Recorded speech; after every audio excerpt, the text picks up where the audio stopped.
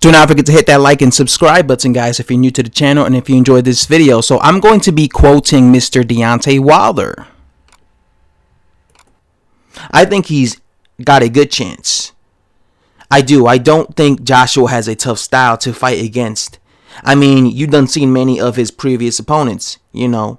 If it wasn't for the ref, we probably could have seen different results in the fight, especially in the Joseph Parker fight. That referee was horrible. That was horrible. The Carlos Takam fight too. But I do give Jarrell Miller a chance to beat him, especially if he can get him to the stage of where Joshua gets real fatigued, like Klitschko had him on the ropes. I think if he gets fatigued, Jarrell will finish him off. I can see Jarrell winning by points and maybe even, you know, sneaking in there and knocking him out. But I can't see Joshua knocking him out for sure. I can see him knocking Miller out more than I can see him winning on points. But I can see Jarrell Miller winning by decision, and I can see Anthony Joshua winning by knockout. So there you have it. That's what Deontay Wilder had to say about Jarrell Miller's chances against Anthony Joshua. He says something interesting, something that I've pointed out in the past, and that is that although he sees Jarrell Miller getting knocked out against Anthony Joshua, but the only chance that he sees Jarrell Miller having against Anthony Joshua is if Joshua gets fatigued and he's against the ropes and Jarrell Miller starts teeing off on him. And I agree with that. I've been telling you guys since this fight was announced that the only chance I give Jarrell Miller, because Jarrell Miller's not a puncher, so he doesn't have a puncher's chance. I believe that if Joshua were to fatigue himself, let's say he were to burn himself out, let's say it was round 5 and Joshua hit Jarrell Miller with something big and he hurt him, and then he starts pounding away, but he can't get rid of Joshua, and he spends that whole round, you know, letting his hands go, and then he exhausts himself, right? He's tired. Come round 6, he's tired. He's visibly tired because he let out so much steam in the previous round. This is when Jarrell Miller could take advantage of him, because I don't think that when Joshua is fatigued and tired, and I think when he's against the ropes, I think that's when he's at his most vulnerable.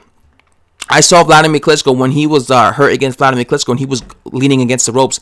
Vladimir Klitschko was really teeing off on him, and I remember watching that thinking, oh man. And if you look at that, Joshua was tired, he was confused, and when I saw that, I saw a vulnerability in Joshua. So I do believe that if Jarrell Miller found himself in that situation and found Joshua in that position where he's tired and against the ropes and he's fatigued, he could definitely do damage on him. So that's why I think that Joshua needs to fight smart against Jarrell Miller.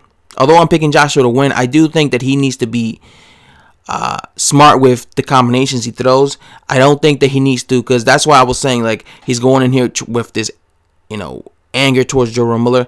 I think he needs to just be Anthony Joshua. I don't think he should go in here and just try to bum rush Jarrell Miller, because Jarrell Miller has been known for being durable. What if he can't get rid of Jarrell Miller in 2 rounds? He's going to exhaust himself, and that might play into Jarrell Miller's hands, you know, later on in the fight, especially in the second half of the fight. So I think that Joshua should just be Joshua, fight behind the jab, and let the knockout come when it comes. Don't try and force the knockout, because I think sometimes when fighters get angry and they go in there against fighters that they don't like and they want to knock them out, they just go for headshots, and sometimes it works out for them and they go in there and they bliss them out of there, the way Deontay Wilder blistered Bermane Stiverne out of there in 1 round in the rematch. But sometimes it doesn't, and sometimes the fighter makes mistakes and the fighter gasses himself out. Okay, and that's why I want Anthony Joshua to fight calm against Jarrell Miller, and eventually he'll get the knockout. I do think that he could definitely knock out Jarrell Miller. Like I said, the only way I see Jarrell Miller beating Joshua would be if he was up against the ropes, fatigued, and Jarrell Miller then started teeing off on him, and then like the referee stops it while Anthony Joshua's on his feet, and it's basically called a TKO. But yeah, that's one thing I will agree with Wilder right there when it comes to this fight. And that's what I'm excited about. You know, I told you guys in the past, I have a bunch of questions for this fight. First of all, I want to know how Jarrell Miller responds to Anthony Joshua's punches. I want to see how he reacts to getting hit flush by a puncher like Joshua. I also want to know, you know, if he's able to compete with Joshua, because we don't know what level he is. He has never fought at in this level, so let's see how good he is at this level. Also, I want to see what happens if Joshua, that was another question I want to see. What happens if Joshua can't get rid of Jarrell Miller? And what happens if he starts getting tired and it's the second half of the fight? Does Jarrell Miller take advantage of that?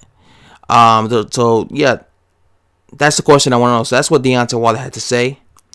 Let me know what you guys think of this video. Hit that like and subscribe button if you're new to the channel. And, you know, I'm out. Bye. Thanks for watching.